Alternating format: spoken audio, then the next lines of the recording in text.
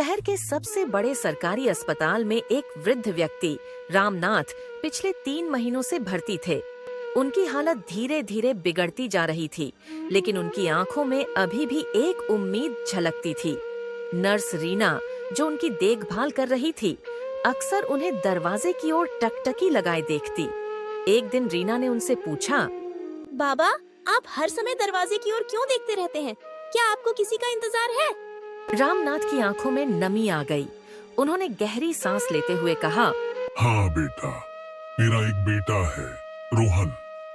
बहुत साल पहले मुझे छोड़कर चला गया था। मैंने उसे एक खत लिखा है, लेकिन मुझे नहीं पता कि वह कभी आएगा भी या नहीं। रीना ने रामनाथ से उनके पूरे जीवन की कहानी जानी। रामनाथ ने बताया, बेटी, 40 साल पहले मैं एक मेहनती आदमी था। मेरी एक छोटी सी कपड़े सिलने की दुकान थी। मेरी पत्नी सरला एक सीधी सादी महिला थी। सरला घर संभालती थी। हमारा एक छोटा सा बेटा रोहन था। रोहन बचपन से ही पढ़ाई में बहुत होशियार था। हर परीक्षा में वह अव्वल आता था। उसकी माँ हमेशा यही कहा करती थी कि देखना, मेरा बेटा एक दिन बहुत बड़ा आदमी बनेगा। समय बीतना गया। रोहन ने अपनी पढ़ाई पूरी की और फिर उसे अमेरिका में एक नौकरी मिल गई। जाने से पहले उसने मुझे कहा था, पापा, मैं आपको और माँ को भी जल्द ही अपने पास बुला लूंगा। मगर बेटी, वादे वक्त के साथ धुंधले हो गए। मैं और सरला हर दिन रोहन के फोन का इंतजार करते रहते। कभी कभी वो फोन पर बात कर लेता था तो दिल को थोड़ा सुकून मिल जाता था। मगर धीरे धीरे फोन आने का सिलसिला भी कम हो गया। 4-6 महीनों से उसका एक पत्र आने लगा। जैसे समय गुजरा, पत्र भी आने बंद हो गए। समय के साथ हमारी दुनिया सिमटने लगी और सरला की तबीयत भी बिगड़ने लगी। मैंने रोहन को बहुत बार फोन करने की कोशिश की, मगर उससे बात नहीं हो पाई। और एक दिन सरला इस दुनिया से चल बसी। मैंने बेटे को माँ के देहांत की खबर देने के लिए फिर फोन किया। जब उसके मैनेजर ने फोन उठाया, उसके मैनेजर को जब मैंने बताया कि रोहन की माँ अब इस दुनिया में नहीं रही, तब उसके दूसरे दिन रोहन का फोन आया और उसने दुखी मन से कहा, पापा, मुझे माँ का बहुत अफसोस है और मैं जल्दी ही घर आ रहा हूँ। लेकिन वह आज तक नहीं आया।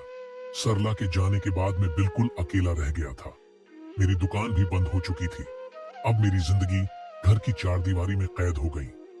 बेटी, मैंने रोहन के लिए एक पत्र लिखा है। अगर मैं इस दुनिया से चला जाऊं तो तुम यह पत्र मेरे बेटे तक पहुंचा देना। ये कहते हुए रामनाथ ने वो पत्र रीना के हाथ में दे दिया।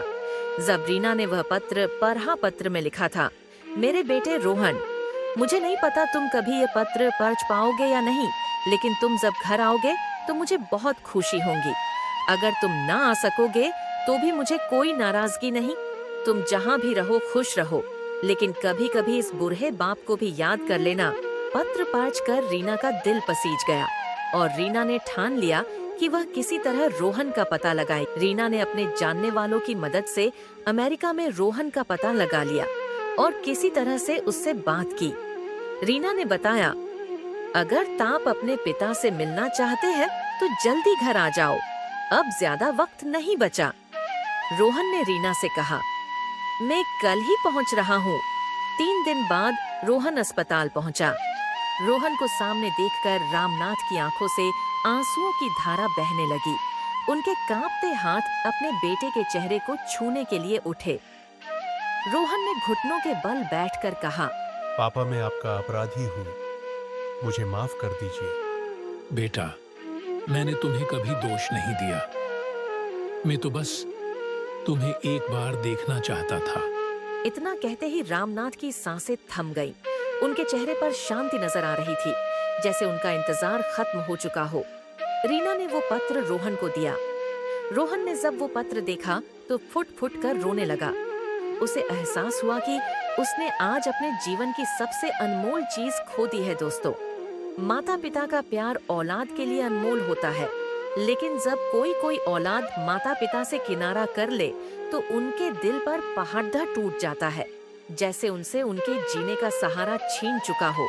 इसलिए उनका सम्मान करे, उन्हें समय दे, क्योंकि उनकी मौजूदगी ही हमारे लिए सबसे बड़ी दौलत है। दोस्तों, आपको कहानी कैसी लगी कमेंट में जरूर बताएं और वीडियो को लाइक करके चैनल को सब्सक्राइब करके अपना आशीर्वाद जरूर दें। जल्द मिलते हैं एक और नई वीडियो में। जय हिंद, जय भारत।